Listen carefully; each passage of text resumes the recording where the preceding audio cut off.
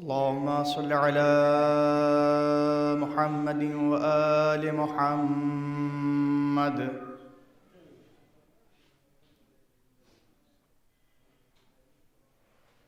أعوذ بالله من الشيطان اللعين الرجيم.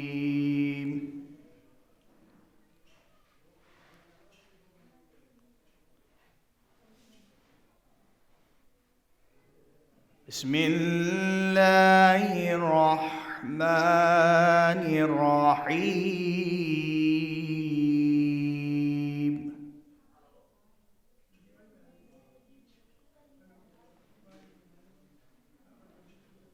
ياسين.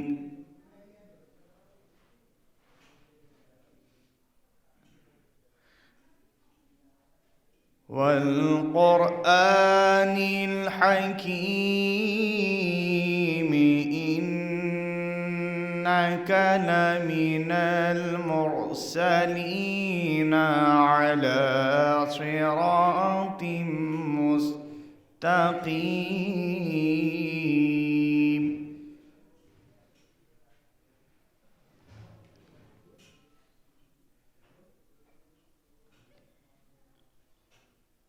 إنك لمن المرسلين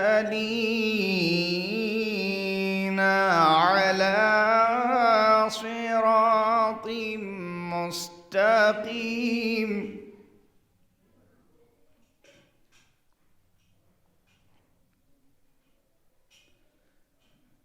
تنزيل العزيز الرحيم لتنذر قوما ما أنذر آباؤهم فهم غافلون.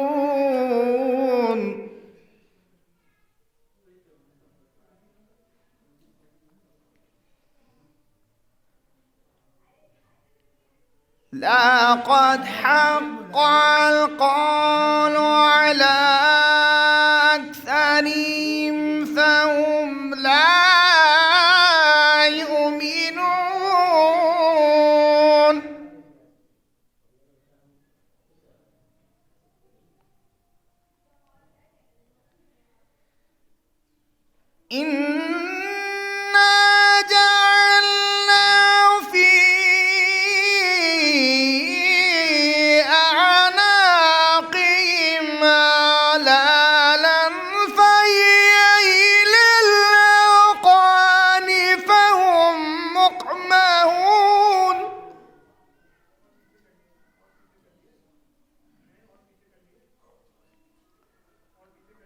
وجعلنا من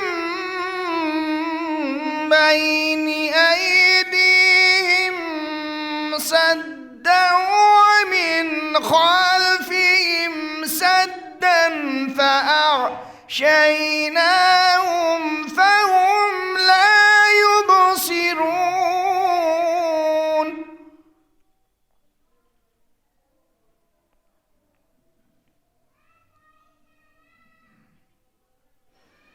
وسواء عليهم أأنذرتهم أم لم تنذرهم لا يؤمنون.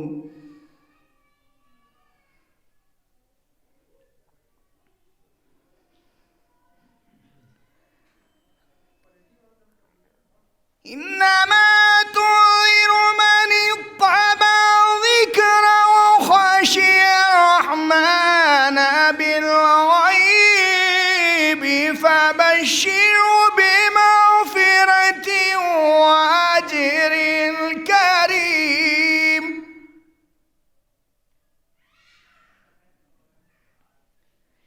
إنا نحن نحيي الموتى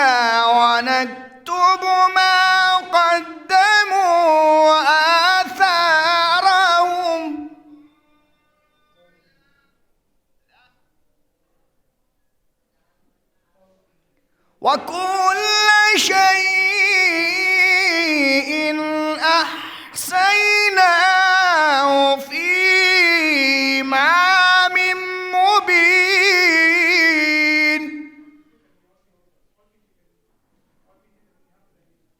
وكل شيء أحصيناه في إمام مبين وكل شيء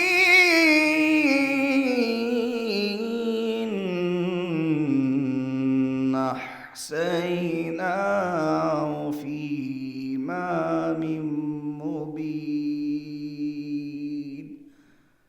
صدق الله العلي العظيم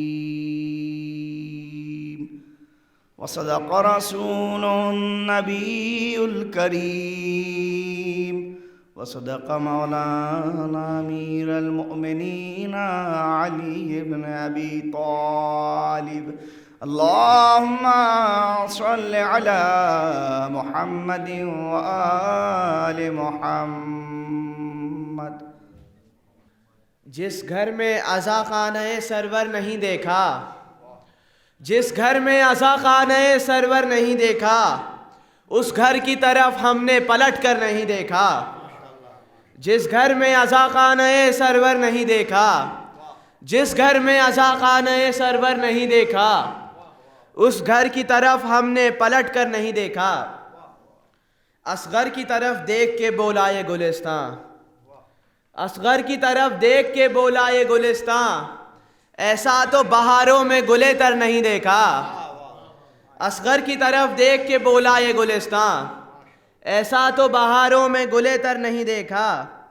اڑتا ہے فضاؤں میں یہ کہتا ہوا فطرس، اڑتا ہے فضاؤں میں یہ کہتا ہوا فطرس، عالم میں سخی شاہ سے بڑھ کر نہیں دیکھا، عالم میں سخی شاہ سے بڑھ کر نہیں دیکھا. بے عذر شہیدی نے عطا کر دیے بیٹے، بے عذر شہیدی نے عطا کر دیے بیٹے، ایک بار بھی راہب کا مقدر نہیں دیکھا. بے عذر شہیدی نے عطا کر دیے بیٹے، ایک بار بھی راہب کا مقدر نہیں دیکھا. وہ آن و محمد کی وغا دیکھ لے آ کر، وہ آن و محمد کی وغا دیکھ لے آ کر، جس نے ہنر حمزہ و جعفر نہیں دیکھا. وہ آن و محمد کی وغا دیکھ لے آ کر، جس نے ہنر حمزہ و جعفر نہیں دیکھا. میدان میں ہر عمر کے دیکھے ہیں مجاہد، میدان میں ہر عمر کے دیکھے ہیں مجاہد، سن میں کوئی اصغر کے برابر نہیں دیکھا. میدان میں ہر عمر کے دیکھے ہیں مجاہد، سن میں کوئی اصغر کے برابر نہیں دیکھا.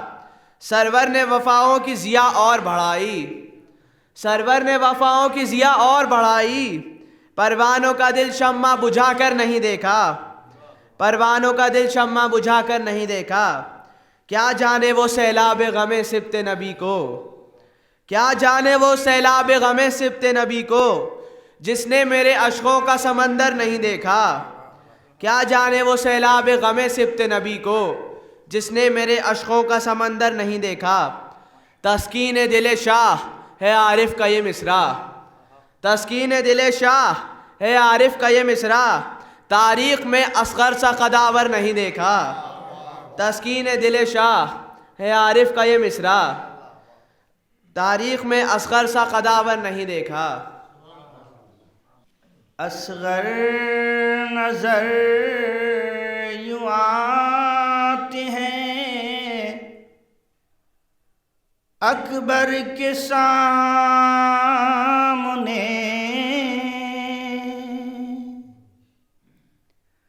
اصغر نظر یوں آتے ہیں اکبر کے سامنے، جس طرح سے علی ہو پیمبر کے سامنے، جس طرح سے علی ہو پیمبر کے سامنے.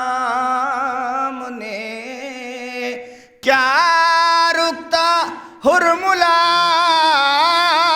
علی اکبر کے سامنے ٹھہرا نہ جو حسین کے اصغر کے سامنے ٹھہرا نہ جو حسین کے اصغر کے سامنے بے ساختہ وہ دیکھتے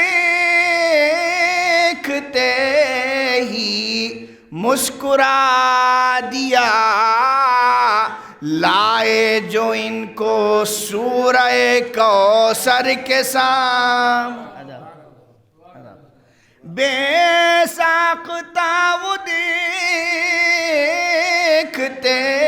ہی مسکرا دیا لائیں جو ان کو سورہ کوثر کے سامنے اصغر کو لے کے ہاتھوں پاشے آئے سمجھی فوج قرآن لے کے آئے ہیں لشکر کے سامنے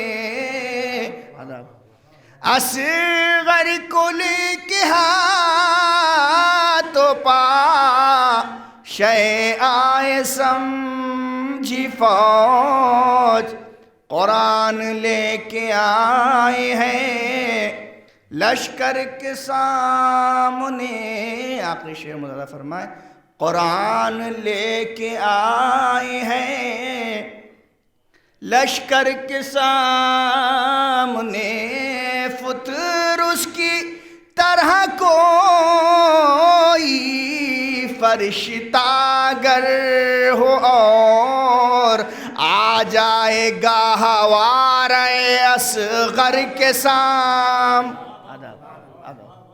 فطر اس کی طرح کوئی فرشتہ اگر ہو اور آ جائے گا ہوا ایک صلوات پڑھیں حضرات تشریف لیں اجازت فطر اس کی طرح کوئی فرشتہ اگر ہو اور آ جائے گا ہوارِ اصغر کے سامنے روز نماز اپنی جگہ پھر بھی اے ندیم کیا مدح اہل بیت کے دفتر کے سامنے روز نماز اپنی جگہ پھر بھی اے ندیم کیا مدح اہل بیت کے دفتر کے سامنے اصغر نظر یوں آتے ہیں اکبر کے سامنے جس طرح سے علی ہو پیمبر کے سامنے کتاب تشنا لبی کا جو تذکرہ لکھنا کتاب تشنا لبی کا جو تذکرہ لکھنا ہر ایک لفظ کا مفہوم کربلا لکھنا ہر ایک لفظ کا مفہوم کربلا لکھنا آئیے اجازت بھائی تشریف لائیں ایک نعرہ صلوات بھیج دیں کہ معاف کر دیا صبت رسول نے حر کو معاف کر دیا سبت رسول نے حر کو اب اس کے بعد دلاور کو بے خطا لکھنا، اب اس کے بعد دلاور کو بے خطا لکھنا، اور نبی کے لال کی تحریر کے حوالے سے، نبی کے لال کی تحریر کے حوالے سے، شعار ابن مظاہر کا مرتبہ لکھنا، شعار ابن مظاہر کا مرتبہ لکھنا، مورخین شجاعت کے کارناموں میں، مورخین شجاعت کے کارناموں میں، ہنسی کے وار کو ہر وار سے بڑا لکھنا، ہنسی کے وار کو ہر وار سے بڑا لکھنا، اور اگر اذان پہ لکھنا پڑے کبھی مضمون، اگر اذان پہ لکھنا پڑے کبھی مضمون، اسے قصیدہ ہم شکل مصطفیٰ لکھنا، اسے قصیدہ ہم شکل مصطفیٰ لکھنا، اور ہر ایک مرض کی طبیب و دوا لکھو، لیکن ہر ایک مرض کی طبیب و دوا لکھو، لیکن مرض ہو بغض علی کا تو لا دوا لکھنا، مرض ہو بغض علی کا تو لا دوا لکھنا۔ اب میں گزارش کر رہا ہوں جناب اعجاز زیدی صاحب سے کہیں۔ پہلے ان تیروں کو اپنا قد بڑھانا چاہیے، پہلے ان تیروں کو اپنا قد بڑھانا چاہیے، پھر مقابل میں علی اصغر کے آنا چاہیے، پہلے ان تیروں کو اپنا قد بڑھانا چاہیے، پھر مقابل میں علی اصغر کے آنا چاہیے۔ اس نے مطلب ملازہ ادھر بھائی کہ ظلم کو اوقات کچھ اس کی بتانا چاہیے، ظلم کو اوقات کچھ اس کی بتانا چاہیے، اس لیے اصغر نے سوچا مسکرانا چاہیے، ظلم کو اوقات کچھ اس کی بتانا چاہیے، اس لیے اصغر نے سوچا مسکرانا چاہیے، اور سیکھ لے میثم سے وہ تہذیب ذکر مرتضی، سیکھ لے میسم سے وہ تہذیب ذکر مرتضی، پھر خطیب وقت کو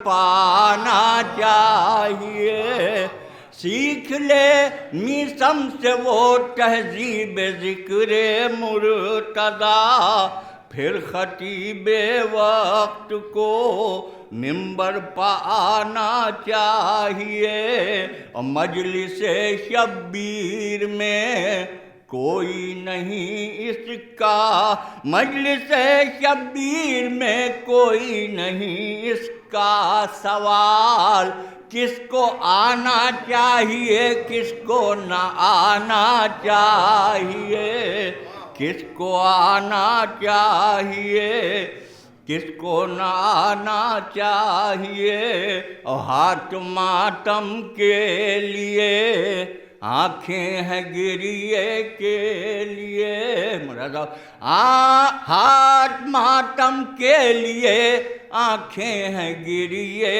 کے لیے، اپنا اپنا فرض دونوں کو نبھانا چاہیے، ہاتھ ماتم کے لیے آنکھیں ہیں گریے کے لیے، اپنا اپنا فرض دونوں کو نبھانا چاہیے، اور جتنا اعجاز برہم ہو ہواؤں کا مزاج، جتنا اعجاز برہم ہو ہواؤں کا مزاج، اتنی ہی شمع ازاں کی لو بڑھانا چاہیے، اتنی ہی شمع ازاں کی لو بڑھانا چاہیے۔ فاتحہ۔ اعوذ باللہ السمیع العلیم من الشیطان الرجیم، بسم اللہ الرحمن الرحیم، الحمد للہ رب العالمین، والصلاة والسلام علی اشرف الانبیاء والمرسلین، خاتم النبیین رحمۃ للعالمین، ابی القاسم محمد وآلہ الطیبین الطاہرین المعصومین المظلومین، لا سیما امیر المؤمنین علی بن ابی طالب علیہ الصلاۃ والسلام، ولعنۃ اللہ علی اعدائہم وغاصبی حقوقہم وقاتلیہم اجمعین، اما بعد، قال اللہ سبحانہ تبارک و تعالی وقولہ الحق، اعوذ باللہ من الشیطان الرجیم، قل هل يستوي الذین یعلمون والذین لا یعلمون، صلوات پڑھیں محمد و آل محمد۔ ایک مرتبہ سورہ الحمد اور 3 دفعہ سورہ قل هو اللہ کی تلاوت فرما کر مرحوم کی روح کو اصال فرما دیں۔ اللہم صل علی محمد و آل محمد، بسم اللہ الرحمن الرحیم، الحمد للہ رب العالمین، الرحمن الرحیم، مالک یوم الدین، ایاک نعبد و ایاک نستعین، اہدنا الصراط المستقیم، صراط الذین انعمت علیہم غیر المغضوب علیہم ولا الضالین۔ بسم اللہ الرحمن الرحیم، قل هو اللہ احد اللہ الصمد، لم یلد ولم یولد ولم یکن له کفوا احد۔ بسم اللہ الرحمن الرحیم، قل هو اللہ احد اللہ الصمد، لم یلد ولم یولد ولم یکن له کفوا احد، صدق اللہ العلی العظیم۔ صلوات پڑھیں محمد و آل محمد۔ ایک مرد مومن کے ایصال ثواب کی مجلس، چونکہ جانے والا علم دوست تھا،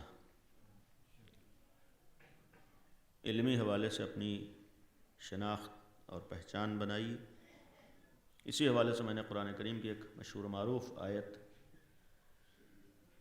جو اکثر ہم لوگ سنتے رہتے ہیں، قرآن نے ایک بہت بڑا معیار انسانیت کے سامنے پیش کیا ہے، اور انداز سوالیہ ہے۔ سوالیہ انداز کا مطلب اولاً خود اسی سوال میں جواب پوشیدہ ہے، لیکن سوالیہ انداز کا مطلب ہوتا ہے کہ موضوع کی اہمیت کی جانب متوجہ بھی کرنا ہے۔ سوالیہ انداز کا مطلب یہ بھی ہے کہ انسان روا روی میں نہ سنے بلکہ غور کرے، توجہ دے۔ اعلان یہ ہے کہ قل، اے پیغمبر کہہ دیجئے، هل يستوي الذين يعلمون والذين لا يعلمون، کیا جاننے والے اور نہ جاننے والے برابر ہو سکتے ہیں؟ کیا عالم اور جاہل مساوی ہو سکتے ہیں؟ میں نے کہا کہ انداز سوالیہ ہے لیکن خود اسی آیت میں جواب ہے، یعنی ہرگز ہرگز جاننے والے اور نہ جاننے والے برابر نہیں ہو سکتے ہیں۔ صاحب علم ہو اور ایک آدمی علم سے دور ہو، یہ دونوں قرآن کے اس آیت کے مطابق برابر نہیں ہیں، یہ دونوں مساوی نہیں ہیں۔ مزاج قرآن اگر ہم دیکھیں، قرآن نے بہت سی آیات میں علم کی اہمیت، علم کی فضیلت اور علم کا تذکرہ کیا ہے۔ کثرت سے آیات ہیں، 2-3 آیات یہاں پر جس سے اہمیت کا اندازہ ہوتا ہے۔ یرفع اللہ الذین آمنوا منکم والذین اوتوا العلم درجات، کہ اللہ کچھ لوگوں کے درجات کو بلند کرنا چاہتا ہے، یعنی آیت یہ کہہ رہی ہے کہ اللہ کچھ لوگوں کے درجات کو بلند کرنا چاہتا ہے، ان کی منزلت کو گویا دیکھنا چاہتا ہے، انہیں عظیم درجات پر فائز دیکھنا چاہتا ہے، یا کہا جائے کہ اللہ کی نگاہ میں کچھ لوگ ایسے ہیں کہ جو عظیم درجات کے حامل ہوتے ہیں، کچھ لوگ ہوتے ہیں جو لائق فضیلت ہوتے ہیں، کچھ لوگ ہوتے ہیں کہ جو اللہ کی نگاہ میں عظیم درجوں پر فائز ہوتے ہیں۔ ان میں سے پہلا والذین آمنوا، الذین آمنوا منکم، جو تم میں صحیح صاحبان ایمان ہیں، ایک والذین اوتوا العلم، اور جو صاحبان علم ہیں، یعنی صاف صاف قرآن کہہ رہا ہے کہ ایک طرف صاحبان ایمان درجات کے حامل ہیں اور اللہ انہیں درجات پر بلند کرنا چاہتا، اور دوسرے صاحبان علم ہیں، یعنی جن کے پاس علم ہے، ایک طرف ایمان کا تذکرہ ہے اور ایک طرف علم کا تذکرہ ہے، کہ جس کے پاس علم ہے، جو صاحب علم ہے، وہ اللہ کی نگاہ میں عظیم درجات کا حامل ہے۔ اور اسی لیے اسی چیز کو ایک اور انداز سے قرآن پیش کرتا ہے، انما یخشی اللہ من عبادہ العلماء۔ البتہ یہ اپنی جگہ بحث ہے کہ اس علم سے مراد کیا ہے، لیکن کم از کم اتنا ثابت ہے کہ جو صاحب علم ہو وہ مراد ہے، ایک علم رکھنے والا مراد ہے۔ قرآن یہ کہہ رہا ہے کہ انما یخشی اللہ، جو واقعی خشیت خدا رکھتے ہیں، جو واقعی خوف خدا رکھتے ہیں، جو واقعی اللہ کا خیال کرتے ہیں، جو واقعی اللہ والے ہوتے ہیں، واقعی جن کے دل میں اللہ کا خوف ہوتا ہے، وہ وہی لوگ ہیں جو صاحبان علم ہوتے ہیں۔ انسان کے پاس علم ہوگا تبھی خشیت پروردگار آئے گی۔ انما یخشی اللہ من عبادہ العلماء، پہلی کہ اللہ سے خشیت رکھنے والے، خوف رکھنے والے صاحبان علم ہیں۔ آخری آیت شہد اللہ انہ لا الہ الا ہوا والملائکۃ واولو العلم قائما بالقسط، اللہ گواہ ہے، شہد اللہ، اللہ گواہی دے رہا ہے، اللہ گواہ ہے کہ انہ لا الہ الا اللہ، کہ اللہ کے علاوہ کوئی خدا نہیں ہے، والملائکہ، اللہ کے ساتھ جو اس بات کی گواہی دینے والے ہیں وہ ملائکہ ہیں۔ قابل غور ہے، یعنی اللہ اپنی الوہیت کی، وحدانیت کی گواہی دے رہا ہے۔ اس سے خود اندازہ لگائیں کہ ایک طرف اللہ جیسی ذات اپنی الوہیت، اپنی وحدانیت کا اعلان کر رہا ہے، گواہی دے رہا ہے، کہہ رہا ہے کہ میں گواہ ہوں، اور میرے ساتھ اگر کوئی گواہ ہے، ملائکہ، ہمارے ملائکہ ہیں، فرشتے ہیں، وَأُولُو الْعِلْمِ، اور تیسری منزل پر اگر کوئی ہماری الوہیت اور وحدانیت کا گواہ ہے وہ صاحبان علم ہیں۔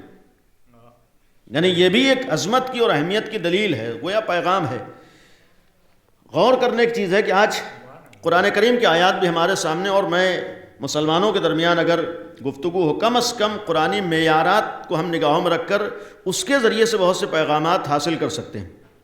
البتہ یہ شرط ہے کہ آج ہم قرآن کو بھی اہمیت دیتے ہوں۔ علم کا ایک مفہوم یہ بھی ہونا چاہیے کہ آج ہمارے ہاں علم کے لیے معیار قرآن کریم ہو، صرف ایک مقدس کتاب کی شکل میں نہ ہو، صرف ایک احترام کرنے والی کتاب ہی کی شکل میں نہ ہو، صرف اسے بوسہ دینے کے لیے نہ ہو، صرف اسے آج ہمارا جہیز میں دینے کے لیے نہ ہو، صرف آخری وقت پہ نکالنے کے لیے کہ ہاں دنیا سے چلے گئے لہذا نہیں۔ قرآن کریم آج ہماری زندگی کا حصہ ہونا چاہیے۔ جو چیزیں ہمیں آگے بڑھا سکتی ہیں، ہم کو کامیاب کر سکتی ہیں، ہمیں ترقیوں کی طرف لے جا سکتی ہیں، وہ ہماری زندگی میں قرآن کا ہونا بھی ہوتا ہے۔ آج ہمارے ہاں ایک بہت بڑا المیہ وہ چیزیں جو واقعاً ہماری زندگی کو کامیاب بناتی ہیں، ہم نے ان تمام چیزوں کو ثواب سے مخصوص کر دیا ہے۔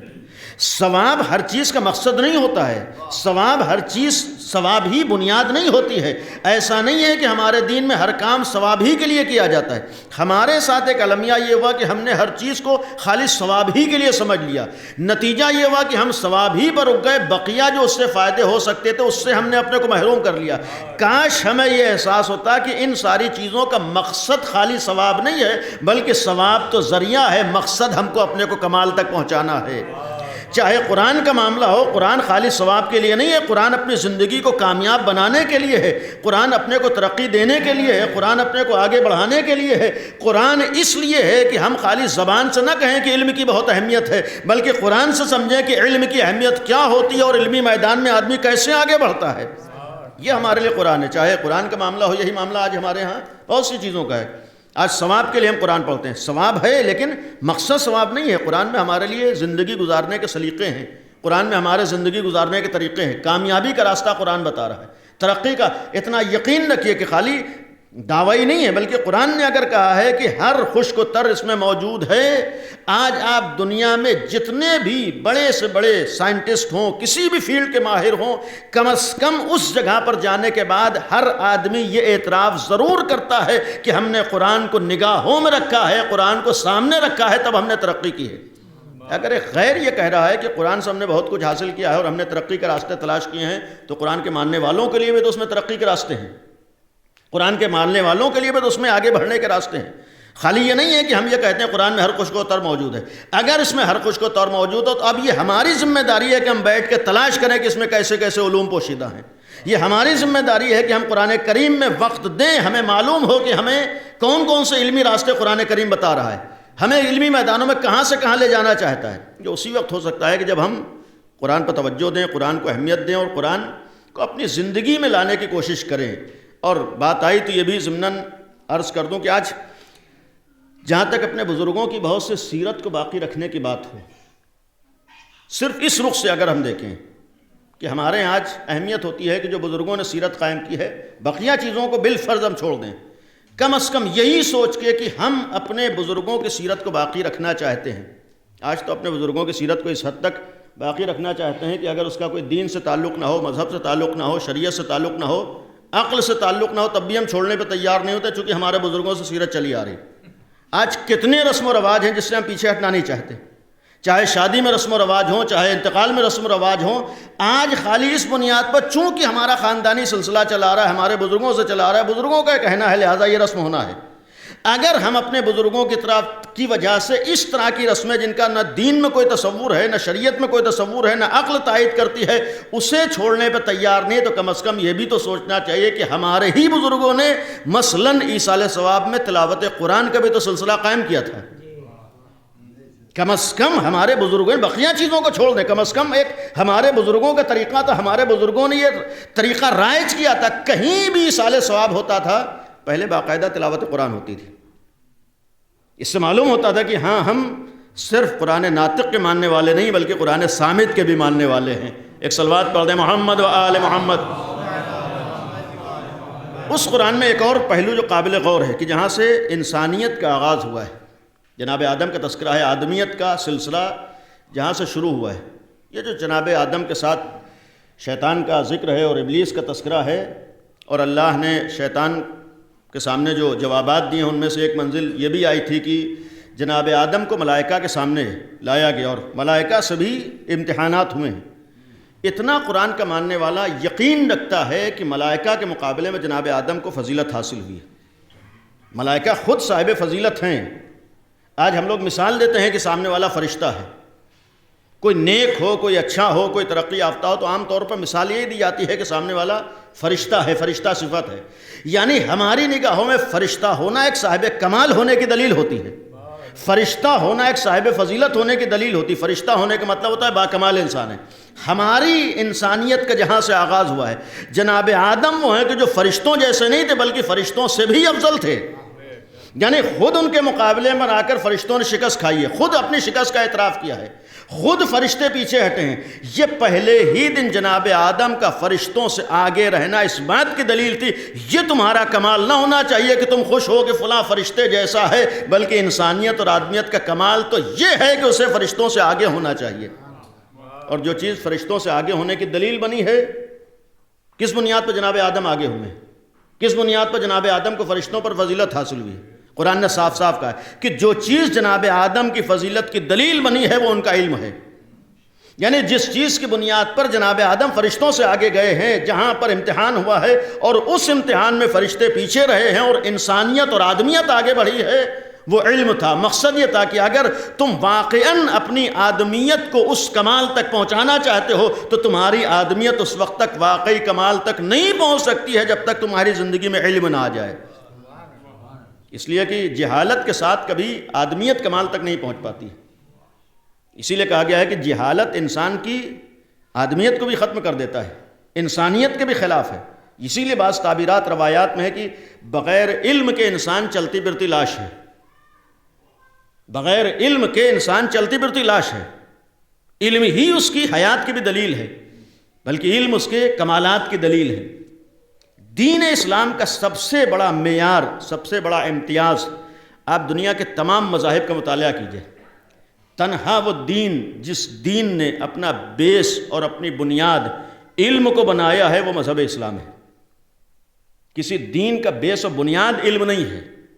مذہب اسلام وہ مذہب ہے کہ جہاں پر آدمیت کا آغاز اگر علم سے ہوا ہے تو تنہا آدمیت نہیں ہے، بلکہ جس وقت جہاں پر جناب آدم سے لے کر جناب عیسیٰ تک کی زحمتوں کا خاتمہ ہوا ہے، یا ایک مکمل مشن اور پیغام آخری نبی کے ذریعے سامنے آنا ہوا ہے جسے قیامت تک باقی رہنا ہے، اس آخری نبی کے لیے بھی جو قرآن نے اعلان کیا ہے کہ هو الذی بعث فی الامیین رسولا منہم یتلو علیہم آیاتی ویزکیہم ویعلمہم. یعنی مقصد یہ ہے کہ آخری نبی جو جناب آدم سے لے کر قیامت تک کی تمام شریعتوں کا خلاصہ اور نچوڑ ہے، اور ایسا دین اور ایسا پیغام دینا چاہتا ہے جسے قیامت تک باقی رہنا ہے اور اللہ کی طرف سے آیا ہوا بافضیلت دین ہے. اس دین کا آغاز علم سے ہو رہا ہے. اس دین کا آغاز علم سے ہونے کا مطلب یہ ہے کہ جب تک اس دین میں علم باقی رہے گا یہ دین اپنی عظمتوں کے ساتھ باقی رہے گا. لیکن جہاں اس دین سے علم ختم ہونا شروع ہوگا تو دین زبانوں تک تو رہے گا لیکن روح دین ختم ہو جائے گی. ظاہر سی بات ہے. اب یہاں پر پہنچنے کے بعد ایک قابل غور چیز ہے کہ ہمارے یہاں بعض لوگوں کو غلط فہمی ہوتی ہے کہ دین الگ ہے، علم الگ ہے، مذہب الگ ہے، علم الگ ہے، ایجوکیشن الگ ہے، تعلیم الگ ہے. لیکن ذمہ داری سے عرض کر رہا ہوں کہ ہم مذہب اسلام کی بات اگر کریں، مذہب اسلام میں ہرگز دین علم سے الگ نہیں ہے، نہ علم دین سے الگ ہے. ہرگز ہمارے مذہب میں مذہبی تو کہتا ہے کہ آپ کو تعلیم یافتہ ہونا ہے، مذہبی تو کہتا ہے کہ آپ کو علمی میدانوں میں آگے بڑھنا ہے. اور الحمدللہ ہمارا دین اور ہمارا مذہب تو ایسا دین و مذہب ہے جس نے خالی کہا نہیں ہے. ہر مذہب میں آپ کو کہنے والے تو بہت ملیں گے لیکن کرنے والا آپ کو نہیں ملے گا. ہم تو ایسے دین کے پیروکار ہیں جنہوں نے کہا بعد میں ہے، کیا پہلے ہے. الحمدللہ ہم ایسے رہنما کے ماننے والے ہیں، ایسے رہبروں کے ماننے والے ہیں، ایسے نبی کے ماننے والے ہیں، ایسے رسول کے ماننے والے ہیں، ایسے امام کے ماننے والے ہیں جو کسی سے علم پیچھے نہیں تھا. الحمدللہ ہمارے ہاں آخری نبی بھی علم سے کسی سے پیچھے نہیں تھے. یہ تو نظریاتی اختلافات اپنی جگہ پر بعض لوگوں کو، لیکن یہ مسلمہ حقیقت ہے کہ جس نبی رحمت اور خاتمی مرتبت کے ہم ماننے والے وہ بھی علم میں کسی سے پیچھے نہیں تھا. اور اسی لیے علم میں کسی سے پیچھے نہیں تھا کہ جس نے پیغام دیا کہ اس علم کا ایک بنیادی امتیاز اسی وقت ہے کہ جہاں پر علم پایا جاتا. اور اس لیے یہ بھی پیغام دیا ہے کہ جہاں سے برائیوں کا آغاز ہوتا ہے وہ ہوتی ہے جہالت. جہاں سے انسان انحراف کا شکار ہوتا ہے وہ ہے جہالت. اور تاریخ بشریت میں اگر دیکھیں جہالت کے بہت سے نمونے ہیں. تو پہلی چیز ہے کہ علم دین سے الگ نہیں ہے، دین کا لازمہ ہے، دین کا حصہ ہے، بلکہ یہ کہا جائے خود دین نام ہے کہ ہم تعلیم یافتہ ہوں. یعنی یہ بھی یقین رہے، میں ذمہ داری سے کہوں ہمارا دین یہ کہتا ہے کہ ہم واقعاً اگر دیندار ہیں تو ہمیں تعلیم یافتہ ہونا ہے. یہ ہمارا دین ہی کہتا ہے کہ آپ کو سب سے آگے دکھائی دینا. یہ نہ ہونے پائے کہ اگر ہم علمی میدانوں میں آگے بڑھ جائیں تو پھر اپنے کو دیندار کہتے ہوئے ہمیں شرم محسوس ہو رہی ہو. اگر علمی میدانوں میں آگے بڑھنے کے بعد، علمی میدانوں میں بظاہر ترقی کرنے کے بعد، کامیاب ہونے کے بعد ہمیں یہ احساس ہوا ہے کہ ہم بہت زیادہ اپنے کو دیندار ظاہر کریں گے، تو پھر آج دنیا کی نگاہوں میں کامیاب اور ترقی یافتہ نہیں سمجھے جائیں گے. اس کا مطلب نہ تو ہم نے دین کو سمجھا ہے، نہ عظمت علم کو پہچانا ہے. ایک صلوات پڑھ دیں محمد و آل محمد. اس لیے کہ یہی دین ہمیں پیغام دے رہا ہے کہ تمہیں علمی میدانوں میں آگے بڑھنا ہے، اور آگے بڑھنا نہیں بلکہ تمہارے سامنے تو نمونہ عمل بھی ہیں، آئیڈیل بھی ہیں، اور یہاں پر پہنچنے کے بعد علم سب کچھ ہے. علم بنیاد ہے، علم اساس ہے. اور اسی لیے بعض جگہوں پر ایک گزارش کے طور پر اپنوں کے لیے کم از کم اتنا کہنے کا حق ہے کہ انسان کو اپنے گھر میں تو کہنے کا، اپنوں سے کہنے کا ہر انسان کو حق ہے کہ ہماری سب سے بڑی پہچان جو اہل بیت نے باقی رکھی ہے وہ علم تھا. یعنی جس در سے ہم وابستہ ہیں، اہل بیت کے شیعہ جس در سے وابستہ ہیں، بہرحال ہر ایک کے لیے ضروری ہے. میں نے ابتدائی میں کہا کہ علم انسانیت کی پہچان ہے، لیکن اہل بیت کے چاہنے والوں کے لیے جہاں اہل بیت جیسے آئیڈیل موجود ہوں، جہاں اہل بیت جیسے نمونہ عمل موجود ہوں، جہاں امیر المومنین جیسا ایک بہترین کردار موجود ہو، جہاں امام صادق جیسا ایک بہترین عالم موجود ہو.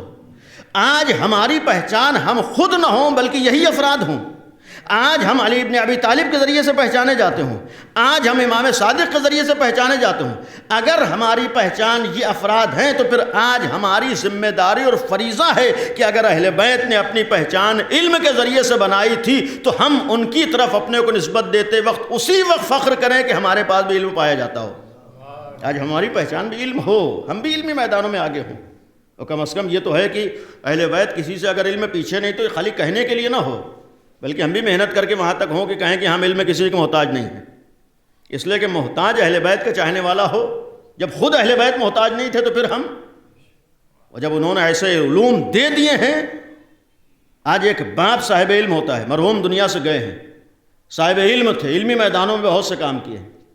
اگر ایسے باپ کی اولاد علمی میدانوں میں آگے نہ بڑھ پائے تو ہر آدمی افسوس کرتا ہے. ہر آدمی یہی تو کہتا ہے کہ آپ کے باپ نے محنت کی تھی، ایک پہچان بنائی تھی، ایک شناخت بنائی تھی. آج کے سماج میں، آج کے معاشرے میں کم از کم اتنا مانتا ہے آدمی کہ اگر باپ نے علمی میدان میں اپنی پہچان بنائی ہے تو یہ بیٹے کا حق ہے کہ باپ کی پہچان کو باقی رکھے. اگر آج ایک باپ کی پہچان کو باقی رکھنے کا حق اولاد کو ہے تو کیا اہل بیت کے چاہنے والوں کی ذمہ داری نہیں ہے کہ اہل بیت کی اس پہچان کو باقی رکھیں؟ کیا آل محمد کے چاہنے والوں کی ذمہ داری نہیں ہے کہ اہل بیت کی پہچان کی اس شناخت کو باقی رکھیں؟ کم از کم اس دور میں جہاں تک ائمہ معصومین کی ظاہری زندگی کا زمانہ رہا، کسی بھی آپ بڑی سے بڑی کہیں بھی ایک جملہ بھی نہیں ملے گا کہ اہل بیت علمی میدان میں کسی سے پیچھے رہے ہوں یا کسی کے دروازے پر علم لینے کے لیے گئے ہوں. یا تو یہ تھا کہ جو بھی آتا تھا علم لینے کے لیے آتا تھا. پہلی چیز ہے کہ علمی حوالے سے اتنا ثابت ہے کہ آج علم کی ضرورت، اور الحمدللہ اس علم کا احساس ہر ایک کو ہے. اور اس علم حاصل کرنے کا ایک صلوات پڑھ دیا محمد و آل محمد. ایک پہلو اپنے نوجوانوں اور بچوں کے لیے کہ آج ہم کم از کم اس سماج اور اس معاشرے اور اس سوسائٹی میں اور ایسے لوگوں کے درمیان اتنا تو مسلم ہے کہ علم ضروری ہے. اور آج ہر آدمی اپنے بچے کو علمی حوالے سے جس حد تک کوشش کر سکتا ہے کر رہا ہے، جتنا علمی میدانوں میں آگے بڑھا سکتا ہے بڑھا رہا ہے. لیکن اس سلسلے میں خالی ایک جملہ اتنا عرض کرتا چلوں کہ علمی حوالے سے بھی آج ہماری ذمہ داری یہ نہیں ہے کہ اتنا پڑھ لیں کہ کہیں جاب لگ جائے. یہ بنیادی غلطی ہے جو ہم بعض وقت کرتے ہیں. اس کے لیے میں نے بعض جگہوں پر ایک جملہ عرض کیا ہے کہ ہمیں تعلیم، علم، پڑھائی، ایجوکیشن، یہ ساری چیزیں اس لیے نہیں ہیں کہ ہم کسی کے غلام بن جائیں. تعلیم غلام بنانے کے لیے نہیں ہوتی ہے، علم غلام بننے کے لیے نہیں ہوتا ہے. پہلے دن سے یہ سوچنا کہ اتنا پڑھ لو کہ کہیں پر ہمیں نوکری مل جائے، یہی سوچ ہماری غلط ہے. در علی پر آنے کے بعد پہلے دن سے بچے کے آغاز ہی سے یہ احساس ہونا چاہیے کہ ہمیں تو اتنا پڑھنا ہے کہ اپنے کو غلامی سے نجات دینا ہے، اتنا پڑھنا ہے کہ ہمیں غلامی سے نجات مل جائے. اور یقیناً اگر یہی سوچ کے آدمی شروع سے چلتا ہے تو پھر آدمی آگے بڑھتا ہے۔ پہلی چیز ہے کہ آج یقین ہے کہ ہاں علم ہونا چاہیے، علم ضروری ہے اپنے بچے کی۔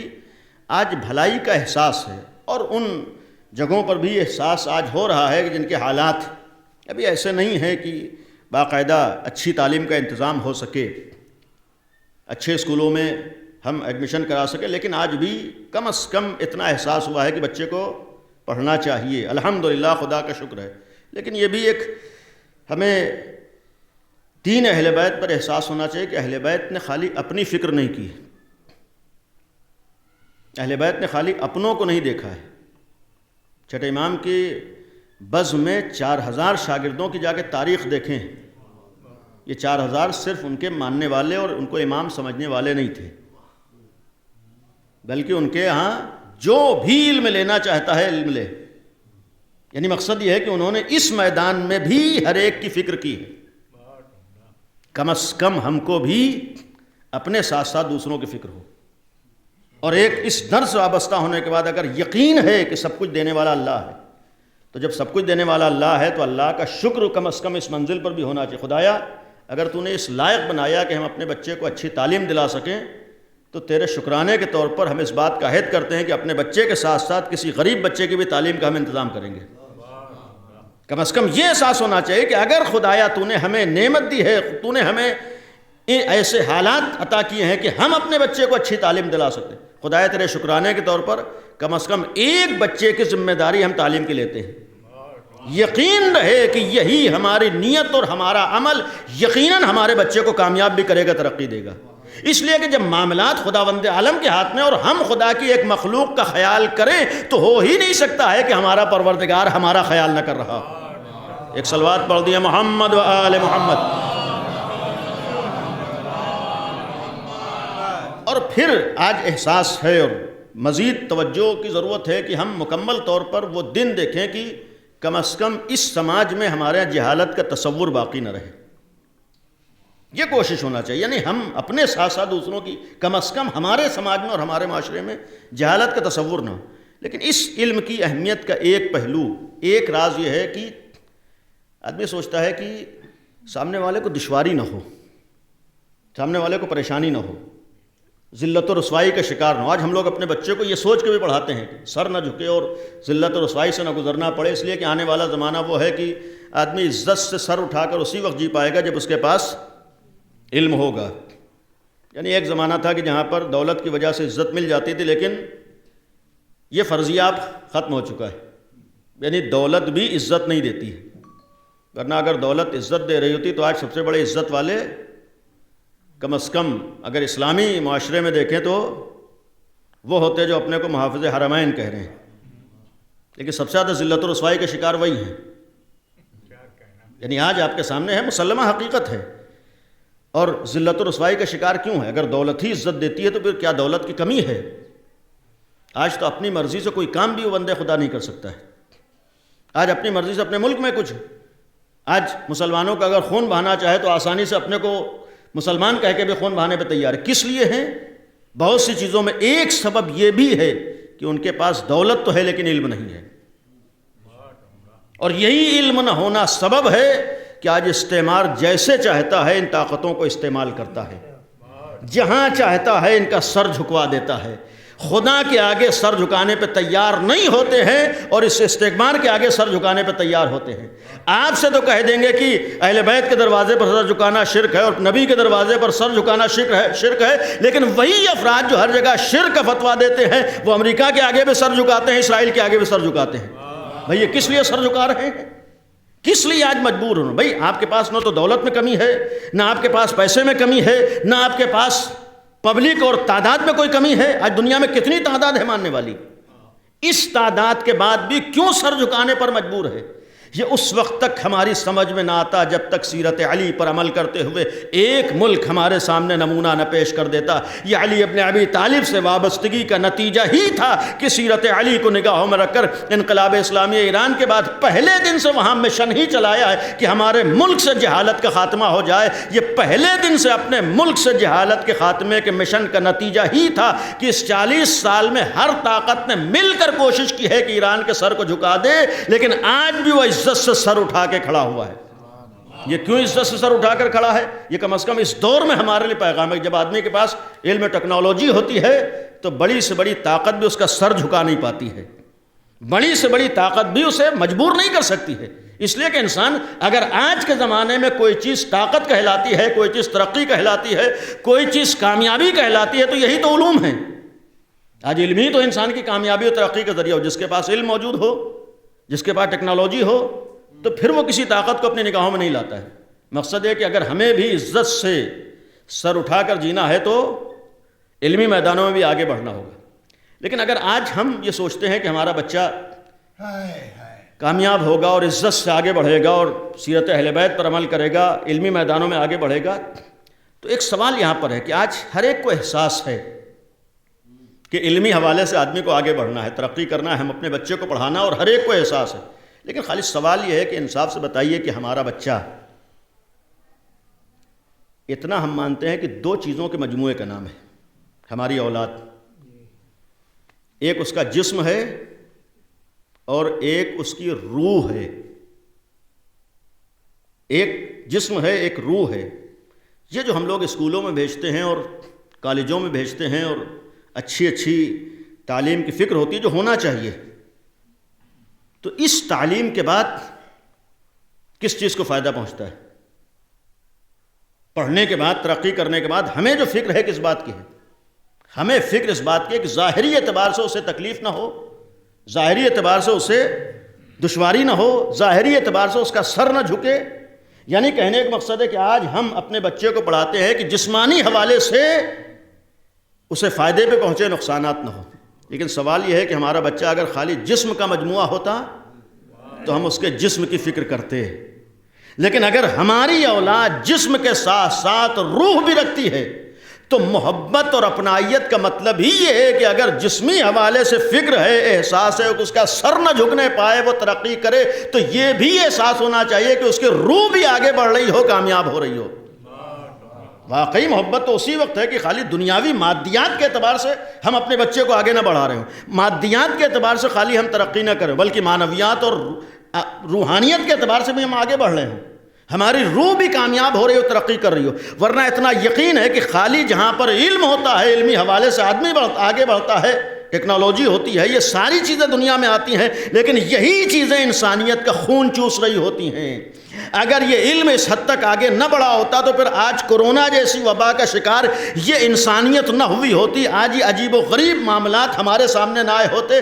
یہ اس طرح کی بلاؤں اور مصیبتوں کا آنے کا ایک مقصد یہ بھی ہے کہ خالی علم آدمی کو فائدہ نہیں پہنچاتا ہے، علمی حوالے سے آگے بڑھ جانا انسان کے کمال کی دلیل نہیں ہوتی ہے۔ اس بات کے اوپر انسان ناز نہ کرے کہ ہم چوتھے آسمان پہ چلے گئے اور چاند کے اوپر چلے گئے اور فضاؤں میں ہم نے سیر کر لی، یہ ہماری انسانیت کے کمال کی دلیل نہیں ہے۔ ہمارے انسانیت کے کمال کی دلیل تو یہ ہے کہ اگر ہمارا جسم وہاں تک پہنچا ہے تو جسم سے زیادہ ہماری روح بھی ترقیوں کی طرف جا رہی ہو۔ آج کس حد تک ہم کو فکر ہے کہ ہماری روح بھی بلند ہو رہی ہو؟ کہاں ہمیں خیال ہے کہ ہماری روح بھی ترقی کر رہی ہے؟ خالی جسم کا کمال نہیں ہوتا ہے، اور یہی خالی جسم مادی اعتبار سے تعلیم کو دیکھنے کا ایک نتیجہ، یہی تعلیم مصیبت کا سبب بھی بنی ہے۔ تعلیم بہت اچھی چیز ہے، بہترین چیز ہے، لیکن وہ تعلیم بہترین چیز ہے کہ جو ہمیں انسان بھی بنا رہی ہو۔ وہ تعلیم بہترین تعلیم ہے، اسے علم کہا جاتا ہے کہ اگر ہمارے پاس آ رہی ہو تو اس علم کے بعد کسی بھی فیلڈ میں ہوں، ہم اس تعلیم کو اپنے مفاد کا ذریعہ نہ بنا رہے ہیں، ہم انسانیت کا خون چوسنے کا ذریعہ نہ بنا رہے ہیں۔ اگر ہمارے پاس کسی بھی فیلڈ کا علم ہے تو یہ احساس نہ ہو کہ اب تو یہ علم آ گیا ہے، اب ہماری دولت کا ایک ذریعہ مل گیا ہے۔ علم اگر واقعاً ہے تو انسان کو انسان بناتا ہے۔ علم آنے کے بعد انسان یہ نہیں سوچتا ہے کہ مثلاً اگر کوئی بیمار ہو گیا ہے تب ہماری آمدنی کا ذریعہ مل گیا ہے، کوئی تکلیف کا شکار ہو گیا تو ہمارے لیے فائدے کا ذریعہ نہیں۔ یہاں پر احساس ہوتا ہے کہ ہمیں خدمت خلق کا موقع ملا ہے، اسے کہتے ہیں علم۔ اسی لیے کہا گیا کہ تنہا جسم کو کمال تک پہنچانا یہ کمال نہیں، بلکہ جسم کے ساتھ ساتھ تعلیم ایسی ہو کہ آدمی کی روح کو بھی کمال دے رہی ہے۔ اب اس سے ہمیں خود طے کرنا ہے کہ کون سا علم ہمارے جسم اور روح دونوں کی ترقی کا سبب بنتا ہے، اور کون سا علم خالی ہمارے جسم کی ترقی کا سبب بنتا ہے لیکن روح کو پیچھے چھوڑ دیتا ہے۔ اسے تعلیم نہیں کہتے ہیں کہ ہم خالی جسمی حوالے سے، مادی حوالے سے ترقی کریں۔ واقعاً تعلیم اور علم تو وہی ہوتا ہے کہ ہمارے جسم کے ساتھ ساتھ روح بھی کمال حاصل کر رہی ہو۔ اور آخری بات یہ ہے کہ ہم مسلمان ہو کر اتنا یقین رکھتے ہیں کہ دنیا ہی سب کچھ نہیں ہے. ہم اتنا یقین رکھتے ہیں کہ دنیا ہی سب کچھ نہیں ہے، بلکہ اس دنیا کے بعد بھی کوئی دنیا ہے. اگر اس دنیا کے بعد بھی کوئی دنیا ہے تو ترقی، فائدے، کمال، آگے بڑھنا، سر اٹھانے کا مطلب جس طریقے سے جسم روح تھا اسی طریقے سے یہ بھی احساس ہو کہ جس طرح سے دنیا میں ہم نے ترقی کی ہے آخرت میں بھی ہم ترقی کر جائیں. جیسے یہ احساس ہے کہ ہمارے بچے کو دنیا میں کوئی زحمت نہ ہو، یہ بھی احساس ہو کہ آخرت میں بھی ہمارے بچے کو کوئی زحمت نہ ہو. ورنہ وہ ترقی کس کام کی کہ دنیا میں تو ہم نے بہت کمال حاصل کیا تھا، ہمیں آخرت کی کوئی فکر نہیں. علم کہتے ہی اسے کہیں کہ ہر پہلو پر ہمیں آگے بڑھا رہا ہو، ہماری دنیا کو بھی بنا رہا ہو، ہماری آخرت کو بھی بنا رہا ہو. ہمیں دنیا کی بھی فکر ہو اور آخرت کی بھی فکر ہو. یہ علم ہوتا ہے. اور اسی لیے اہل بیت جیسے نمونے جن کے مقابلے میں عالم قابل تصور نہیں ہے، ورنہ اہل بیت کے مقابلے میں بظاہر لوگوں نے علم کو تو حاصل کیا ہے لیکن وہ علم انہیں عالم نہیں بنا پایا ہے، بلکہ اس علم کے ساتھ بھی وہ جاہل رہ گئے ہیں. اسی لیے ختم کرو معصوم کی ایک روایت امیر المومنین حضرت علی ابن ابی طالب امیر المومنین نے فرمایا کہ صدیق کل امرئ عقلہ وعدوہ جہلہ. تمہارا سچا دوست تمہاری عقل ہے اور تمہارا دشمن تمہاری جہالت ہے. امام نے نہیں فرمایا کہ تمہارا دوست تمہارا علم ہے اور تمہارا دشمن تمہاری جہالت ہے. امام نے نہیں فرمایا کہ علم کے مقابلے میں جہالت ہے اور جہالت کے مقابلے میں علم ہے، بلکہ امام نے فرمایا کہ جہالت کے مقابلے میں عقل آتی ہے اور عقل کے مقابلے میں جہالت آتی ہے. یہ اس لیے فرمایا ہو سکتا ہے علم تو بہت ہو لیکن علم کے بعد بھی آدمی اپنے کو جہالت سے بچا نہ پایا ہو. اس لیے کہ علم کا مطلب معلومات کے مجموعے کو نہیں کہتے ہیں، علم کا مطلب اصطلاحوں کے یاد کر لینے کو نہیں کہتے ہیں، علم کا مطلب ڈگریاں حاصل کر لینا نہیں ہوتا ہے. علم کا مطلب ہوتا ہے کہ اپنے اندر سے جہالت کو ختم کر لینا، اور اس وقت تک جہالت ختم نہیں ہوتی ہے جب تک آدمی اپنی عقل کو صحیح طور پر پہچان نہ لے. علم کا مطلب یہ ہے کہ اگر واقعاً صاحب علم ہے، اگر واقعاً ہم نے علم حاصل کیا ہے، واقعی معنی میں عالم بنے ہیں، تو پھر عالم ہمیں صاحب عقل بھی بنائے گا. جب صاحب عقل بنائے گا تو پھر کام وہ ہوں گے جو انسانیت کو پروان چڑھا رہے ہیں، کام وہ ہوں گے کہ جس کی وجہ سے انسانیت کو بھلائی اور فائدہ ہو رہا ہو. پھر وہ علم انسانیت کا خون نہ چوس رہا ہوگا، وہ علم کسی انسانیت کو نقصان نہ پہنچا رہا ہوگا. یہ احساس ہوگا کہ اگر علم کا مطلب جہالت سے دوری ہے تو پھر جس طریقے سے ہم صاحب عقل ہوئے ہیں تو ہمارا سماج بھی صاحب عقل بن جائے، ہمارے سماج سے جہالت کا خاتمہ ہو جائے. ورنہ کہنے کو تو بہت علم آگے آتا ہے لیکن پھر آگے بڑھنے کے بعد بھی بسا اوقات اس دور کے عجیب و غریب نمونے بھی سامنے آتے ہیں. ابھی پاکستان میں آپ کے سامنے جو صورتحال سامنے آئی، اور یہ گویا پہلا واقعہ نہیں ہے. ایسا نہیں ہے کہ سب جاہل لوگ ہیں. عام طور پر ہم لوگ کہتے ہیں کہ سب جہالت کا نمونہ، خالی جہالت کا نمونہ نہیں ہے، یہ عقل نہ ہونے کا نمونہ ہے. اس لیے کہ اس میں بہت سے صاحبان علم بھی ہیں بظاہر دنیاوی اعتبار سے، بظاہر دنیاوی اعتبار سے بہت سے ڈگریاں رکھنے والے افراد بھی ہیں. آپ جا کر ایسے افراد کی تاریخ پڑھیے، چاہے ISIS کے ممبر ہوں یا داعش اور سپاہی صحابہ کے ممبر ہوں، اس میں یہودی بھی ہیں، عیسائی بھی ہیں، ہر طرح کے افراد ملیں گے اور ڈگری والے افراد ملیں گے. اس کا مطلب خالی ڈگری انسان کو کمال تک نہیں پہنچاتا ہے، خالی ڈگریاں انسان کو ترقی نہیں دیتی ہیں، بلکہ انسان کی ترقی کا سبب اگر واقعاً علم ہے تو ایسا علم ہوتا ہے کہ جہاں پر انسان خود بھی جہالت سے محفوظ ہوتا ہے اور جس جگہ پر ہوتا ہے وہاں سے لوگوں کو جہالت سے بچا لے جاتا ہے. جانے والا بھی انہی افراد میں تھا جس نے جس حد تک اپنے اعتبار سے کوشش کر سکتے تھے انہوں نے کیا ہے، جیسے اپنی پہچان بنائی ہے. آج ضرورت ہے کہ ہم لوگ بھی کسی بھی میدان میں ہوں، آج کم از کم علمی میدانوں میں، علمی جگہوں پر ہماری شناخت ہو. ہم اگر پہچانے جائیں کہ علی والے ہیں تو علی والوں کی پہچان علمی میدانوں میں ہونا چاہیے، علی والوں کی پہچان ٹیکنالوجی میں ہونا چاہیے. علی والوں کی پہچان آج جس طریقے سے ہماری پہچان ہے یقیناً حق ہے کہ آج ہم عزادار حسین پہچانے جاتے ہیں، لیکن عزادار حسین کا تنہا مفہوم یہ نہ ہو کہ ہم امام حسین پر آنسو بہانے والے، بلکہ اگر ایک طرف ہماری پہچان امام حسین پر آنسو بہانے والی ہو تو دوسری طرف یہ بھی پہچان ہو کہ حسین نے دنیا کو علم بانٹا ہے، دنیا سے علم لیا نہیں ہے. آج ہمارے پاس اس طرح کی پہچان و شناخت، اور اسی کارواں کو آگے بڑھانے کے لیے صدیقہ طاہرہ نے بھی اپنی شہادت کا نذرانہ پیش کیا ہے. ورنہ پیغمبر جیسی ذات کی بس میں بیٹھ کر علم حاصل کرنے والے بظاہر افراد تو بہت تھے، لیکن اس علم کے بعد انسان بن جانے والے افراد کتنے تھے؟ ورنہ اگر پیغمبر جیسا ایک صاحب علم دے رہا ہو تو پھر تنہا علم انسان کو کمال تک پہنچا رہا ہوتا، تو پھر ہر پیغمبر کے بس بیٹھنے والا کم از کم انسان بن چکا ہوتا، اور جب انسان بن چکا ہوتا تو انسانیت سے گرے ہوئے کام سامنے نہ آ رہے ہوتے۔ یہ پیغمبر کی وفات کے بعد ہی اس طرح کے نمونوں کا سامنے آنا اس بات کی دلیل تھی کہ ان کے پاس علم کا ذخیرہ اور مجموعہ تو تھا، لیکن وہ جہالت سے اپنے کو بچا نہیں پائے تھے، وہ انسانی کمالات تک اپنے کو پہنچا نہیں پائے تھے۔ ورنہ کم از کم آج کے دور میں اتنا تو ہر آدمی جانتا ہے کہ اگر کسی نے کسی کے اوپر احسان کیا ہے تو اس کے احسانات کو یاد رکھنے کا مطلب یہ بھی ہوتا ہے کہ اس کے گھر والوں کے ساتھ حسن سلوک ہو، اور اگر یہ حسن سلوک نہیں ہوا ہے تو نبی کے گھرانے کے ساتھ نہیں ہوا ہے، اور کسی غیر نے نہیں بلکہ انہی لوگوں نے جنہوں نے پیغمبر کی بز میں بیٹھنے کے بعد، پیغمبر کو اپنا کہنے کے بعد، یعنی جہاں پر انسانیت نہ آ سکے، انسان اپنے کو جہالت سے بچا نہ سکے، انسان اپنے کو انسانی کمالات تک نہ پہنچا سکے، ایسے نمونے دنیا دیکھتی ہے۔ اور یہی وجہ تھی کہ جس وقت وفات پیغمبر ہوئی ہے، ابھی تاریخوں میں ہے کہ اپنی زبان میں کہیں کفن بھی میلا نہیں ہوا۔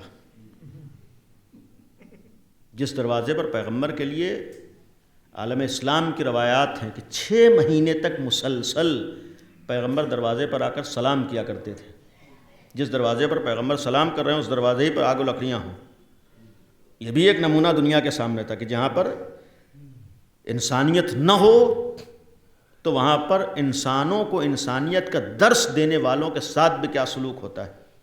آج کا دور جیسا بھی دور ہو، لیکن کم از کم آج ہمارے ہاں لاکھ حالات بدتر کیے گئے ہوں، لیکن ابھی بھی الحمدللہ انسانیت کے نمونے سامنے آ جاتے ہیں۔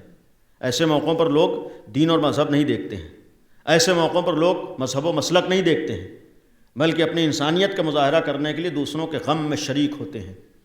لیکن اگر انسانیت کے نمونے ہمیں نظر نہیں آئے ہیں تو وفات پیغمبر کے بعد ہے، نبی کے گھر والوں کے ساتھ ہے۔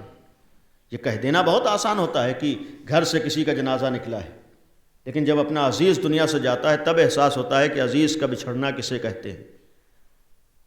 پیغمبر جیسی ذات کا غم معمولی غم نہیں تھا۔ پیغمبر رحمت دنیا سے چلا جائے، ہم واقعاً اس غم کی عظمت کو نہیں سمجھ سکتے ہیں۔ علی ابن ابی طالب کا دل جانتا ہے کہ پیغمبر اکرم کا گزرنا کتنا بڑا امتحان تھا امیر المومنین کے لیے۔ پیغمبر رحمت کا دنیا سے جانا امام حسن امام حسین کے لیے کتنی بڑی مصیبت تھی۔ آج ہم اپنے عزیز کے جانے کے بعد اتنے غمزدہ نہیں ہو سکتے ہیں جتنا امیر المومنین پیغمبر کے بعد ہوئے، اس لیے کہ فرمایا تھا کہ علی کے 2 ستون تھے، ایک پیغمبر اکرم کی ذات تھی، یعنی پیغمبر کے جانے کے بعد میرا ستون منہدم ہو گیا ہے، میرا ایک سہارا چلا گیا ہے، میرا ایک دفاع کرنے والا چلا گیا، درد دل کرنے والا چلا گیا۔ آپ سوچئے اس پیغمبر کا ابھی غم ہلکا بھی نہیں ہوا، 2.5-3 مہینے کچھ نہیں ہوتے ہیں، یعنی 2-2.5 مہینے 75 یا 95 دن کا مطلب ہے ابھی پیغمبر کا غم ہلکا بھی نہیں ہوا ہے، اور اسی گھر میں دوسرا ایک ایسا مرحلہ آ جائے۔ بہت سے ایسے نمونے آپ نے دیکھے ہوں گے کہ یکے بعد دیگرے اگر خدا نخواستہ کسی گھر میں 2 انتقال ہو جاتے ہیں تو بہت سے لوگ یہی کہتے ہیں کہ ابھی تو پہلا غم بھی کم نہیں ہوا تھا کہ یہ امتحان سامنے آ گیا۔ ذرا سوچئے کہ علی کے لیے کتنا بڑا امتحان تھا۔ ابھی وفات پیغمبر کے بعد حتیٰ یہاں تو معاملہ یہ ہے کہ پیغمبر کے جنازے کو دفن کر کے آئے ہیں اور دروازے پر آگ لکڑیاں ہیں، اور پھر اس مدت میں وفات صدیقہ طاہرہ سے پہلے 75 دن کی بات ہو یا 95 دن کی بات ہو، کیسے امیر المومنین نے گزارے ہیں یہ مرحلہ اور یہ منزل۔ آج اگر باپ بیمار ہوتا ہے اور بیٹے کا عالم کیا ہوتا ہے، آج جانے والا کوئی عزیز اگر مریض ہو جائے تو کیفیت کیا ہوتی۔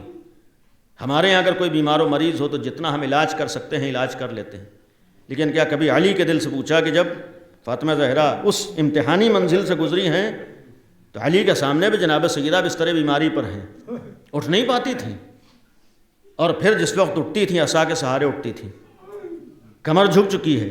آپ سوچئے کہ امام علی جس وقت دیکھتے ہوں گے تو عالم کیا ہوتا ہوگا۔ علی ابن ابی طالب کے لیے کتنا بڑا امتحان تھا۔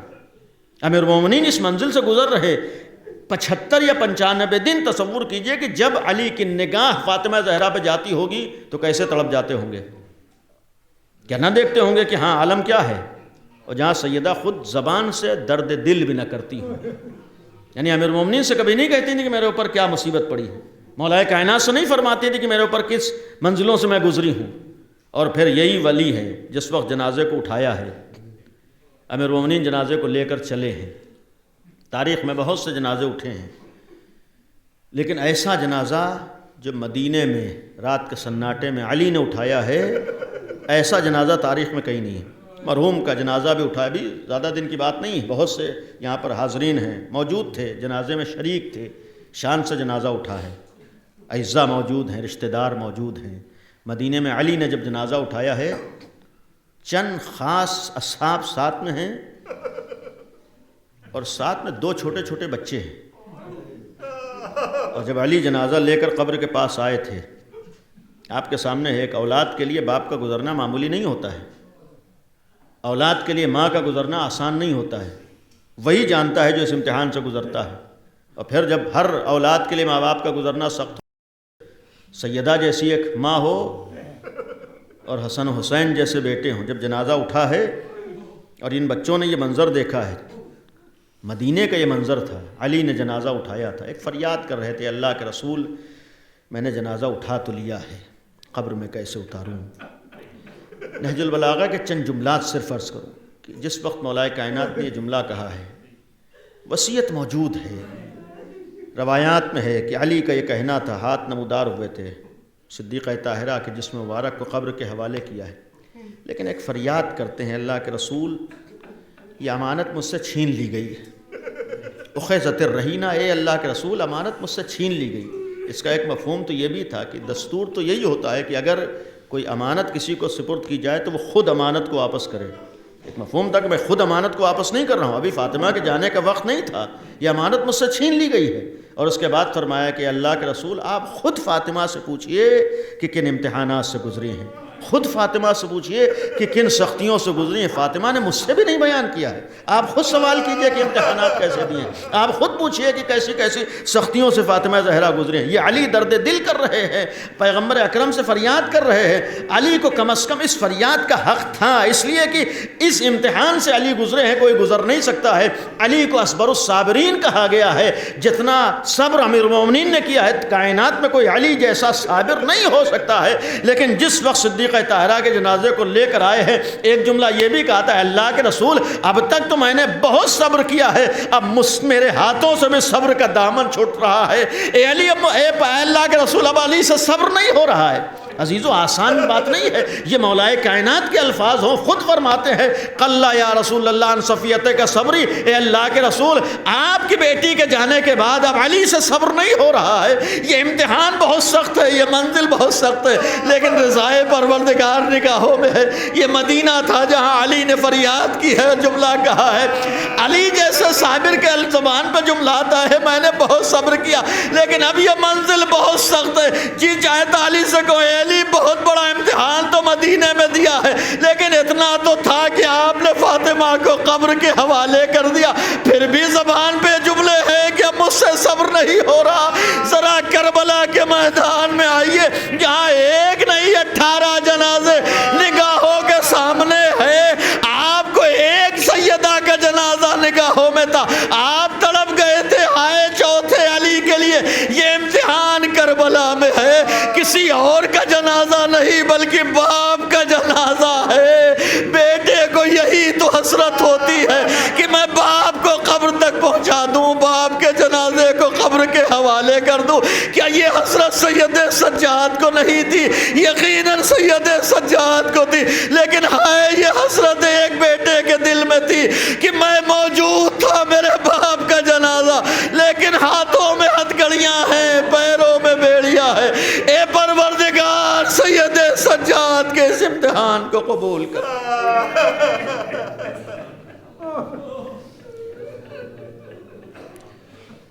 الا لعنت اللہ علی القوم الظالمین سیعلم الذین ظلموا ای منقلب ینقلبون. خدایا ہماری اس عبادت کو قبول فرما. معبود اس ذکر کو مرحوم کی مغفرت کا ذریعہ قرار دے. خدایا مرحوم کو جوار معصومین میں جگہ عنایت فرما. خدایا پسماندگان کو صبر عطا فرما. معبود آل محمد کا واسطہ ہے، ہم سب کو علم و عمل میں آگے بڑھنے، سب سے آگے رہنے کی توفیق عنایت فرما. خدایا ہمارے درمیان سے جہالت کا خاتمہ فرما. خدایا ہم سب کو اپنے بچوں کے صحیح معنی میں تربیت کرنے کی توفیق عنایت فرما۔ خدایا ہمارے جوانوں کو بچوں کو علمی میدانوں میں سب سے آگے رہنے کی توفیق عنایت فرما۔ خدایا ہمارے درمیان سے جہالت و غربت کا خاتمہ فرما۔ معبود جو لوگ پریشان حال ہیں ان سب کی پریشانیوں کو دور فرما۔ خدایا دنیا سے فتنہ و فساد اور ظلم و ستم کا خاتمہ فرما۔ خدایا تیرے رحم و کرم کا واسطہ دنیا میں جو ظالمین ہیں کسی بھی شکل و صورت میں ہیں اگر لائق ہدایت نہیں ہے تو ان سب کو نیست و نابود فرما۔ خدایا آل محمد کا واسطہ دنیا میں جو مظلومین ہیں مظلومین کی مدد و نصرت فرما۔ معبود آل محمد کا واسطہ امام زمانہ کے ظہور میں تعجیل فرما۔ ہم سب کو امام کے ناصروں میں شمار فرما۔ ایک دفعہ سورہ فاتحہ کی تلاوت فرما کر مرحوم کو ایصال فرما۔ بسم اللہ الرحمن الرحیم الحمد للہ رب العالمین الرحمن الرحیم مالک یوم الدین ایاک نعبد و ایاک نستعین اهدنا الصراط المستقیم صراط الذین انعمت علیہم غیر المغضوب علیہم ولا الضالین۔ بسم اللہ الرحمن الرحیم قل هو اللہ احد اللہ الصمد لم یلد ولم یولد ولم یکن له کفوا احد۔ کھائی کتنی اذیت نہ پوچھنا صغرا، مبین سے باپ کی حالت نہ پوچھنا صغرا۔ نبی لہد میں تڑپنے لگے تو کیا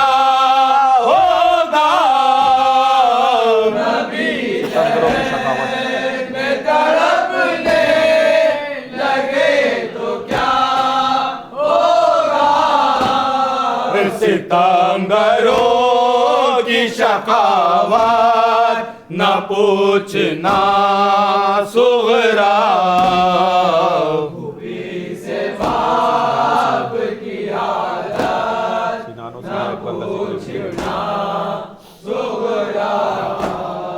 سینان و سینہ اکبر کا ذکر نکلے گا، سینان و سینہ اکبر کا ذکر نکلے گا۔ دل حسین کی ہمت نہ پوچھنا صغرا، سے باپ کی حالت نہ پوچھنا صغرا۔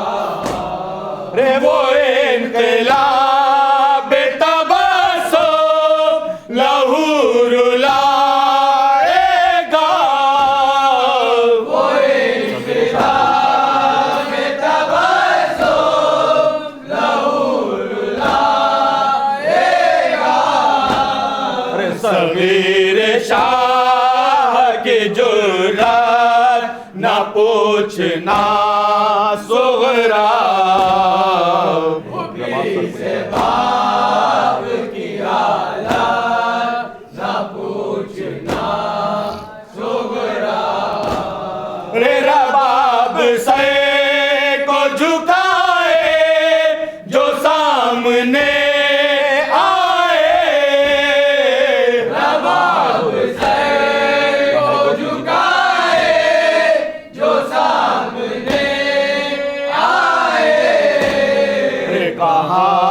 گود کی زینت نہ پوچھنا صغرا،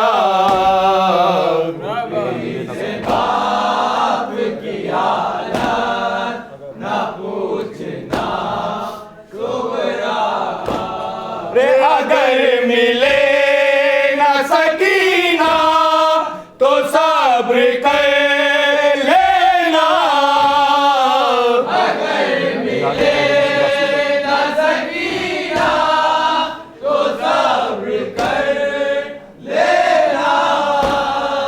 جہاد قید مصیبت نہ پوچھنا صغرا، خوبی سے باپ کی حالت نہ پوچھنا صغرا۔ رے یہ کہہ دیا نہ ہو رے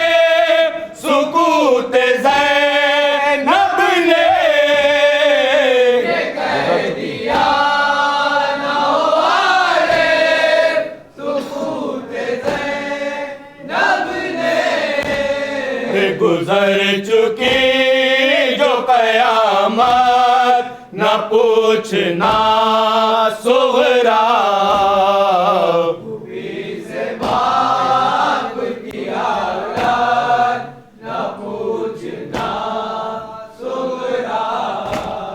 رباب کہتی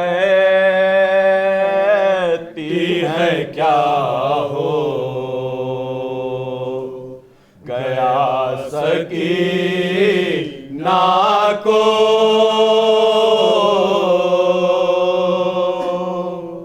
رباب کہتی ہے کیا ہو گیا سکینہ کو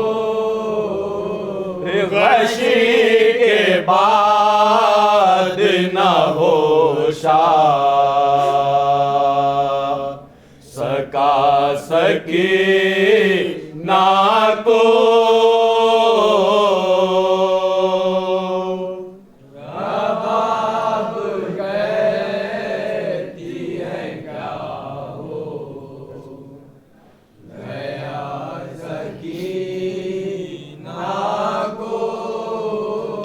یہ کیسا ظلم کیا تو نے قید خانہ شام یہ کیسا ظلم کیا تو نے قید خانہ شام رے غریب ماں سے جدا کر لیا سکے نا کو رباب کہتی ہے کیا ہو گیا سکینہ کو ملا نہ شام غریبا سے باپ کا سینہ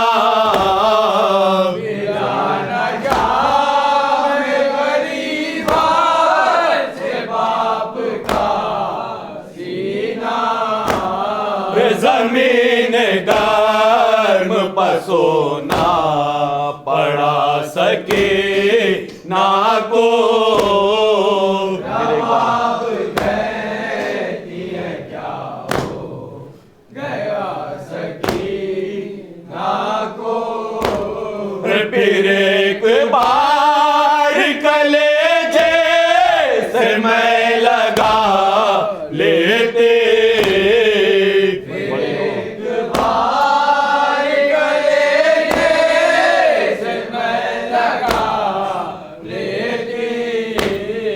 بڑے ہو عمر یہ دیتے دعا سکے نہ کو رباب کہتی ہے کیا ہو گیا سکینہ کو رے ہوئے یتیم بچا کیا ستم حسین کے بعد یتیم بچا کیا ستم حسین کے بعد قدم قدم پہ مل کر بلا سکے نہ کو رباب کہتی ہے کیا ہو گیا سکینہ کو ابھی شہادت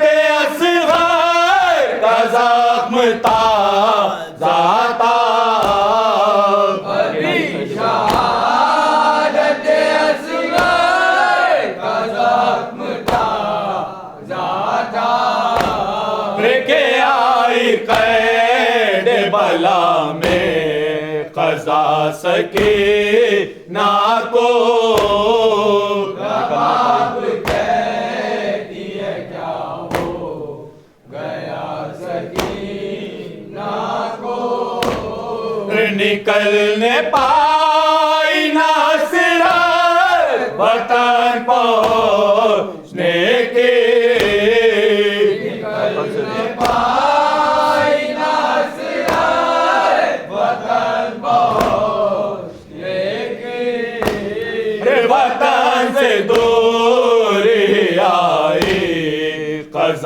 سکے نہ کو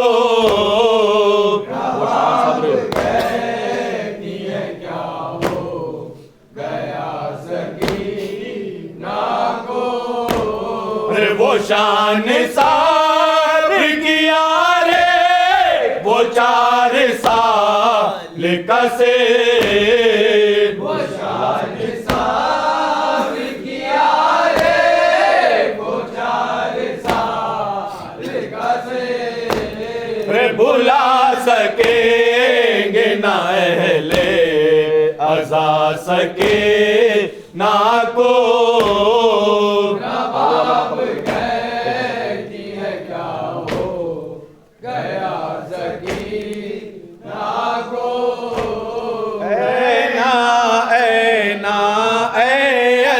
اکبر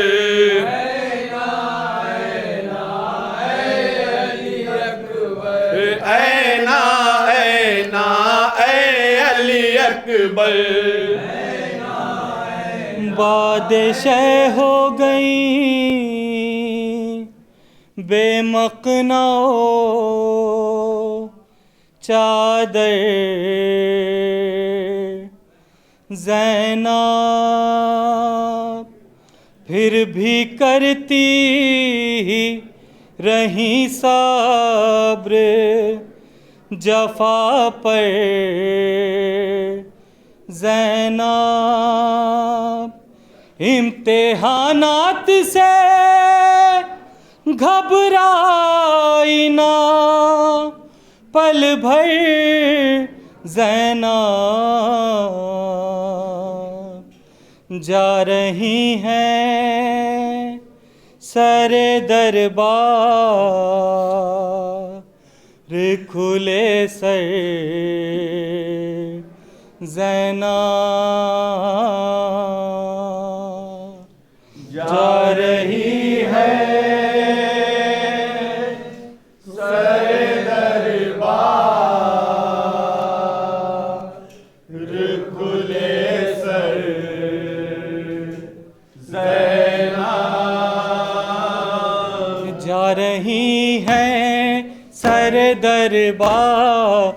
کھلے سر زینب جا رہی ہے سر دربار کھلے سر زینب ہے یہ ایک منزل دشوار مگر جانا ہے ایک منزل دشوار مگر جانا ہے مصلحت آج نہ رکنا نہ ٹھہر جانا ہے مصلحت آج نہ رکنا نہ ٹھہر جانا ہے اس طرح تم سے بھی ایک بار گزر جانا ہے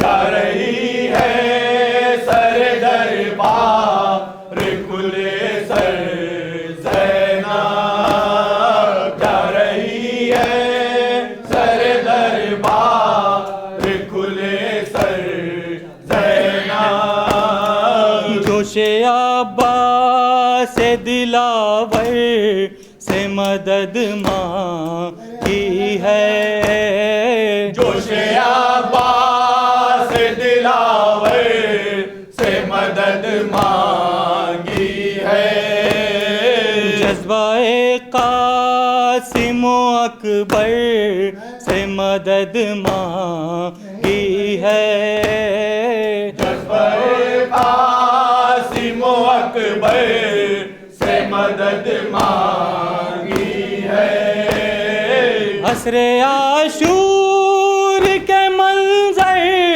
سے مدد مانگی ہے جا رہی ہے سر دربار کھلے سر زینب جا رہی ہے سر دربار کھلے سر زینب آج انہیں اکبر و عباس بہت یاد آئے، آج انہیں اکبر و عباس بہت یاد آئے، عزم کے گوہر و الماس بہت یاد آئے، عزم کے گوہر و الماس بہت یاد آئے، شدت کرب میں حساس بہت یاد آئے، جا رہی ہے سر دربار کھلے سر زینب، جا رہی ہے سر دربار کھلے سر زینب، عارف ایک حلقہ زنجیر ہے آگے آگے، عارف ایک حلقہ زنجیر ہے آگے آگے، یا فقط پرچم توقیر ہے آگے آگے، یا فقط پرچم توقیر ہے آگے آگے، سر بسر یا تطہیر ہے آگے آگے، آ رہی ہے سر دربار کھلے سر زینب، جا رہی ہے سر دربار کھلے سر زینب، یا سید یا سید یا سید یا سید یا سید یا سید یا سید یا سید یا سید یا سید یا سید یا سید حیدری، نعرہ سلوات، السلام علیکم یا ابا عبداللہ، السلام علیکم یا نبی اللہ، السلام علیکم یا امیر المؤمنین، السلام علیکم یا فاطمۃ الزہرا، السلام علیکم یا حسن المجتبی، السلام علیکم یا ابا عبداللہ یا ابن رسول اللہ، السلام علیکم ورحمۃ اللہ وبرکاتہ، السلام علیکم یا غریب الغرباء، السلام علیکم یا ابا الحسن علی ابن موسیٰ رضا ورحمۃ اللہ وبرکاتہ، السلام علیکم یا صاحب العصر والزمان، السلام علیکم یا امام زماننا ھذا، السلام علیکم ورحمۃ اللہ وبرکاتہ۔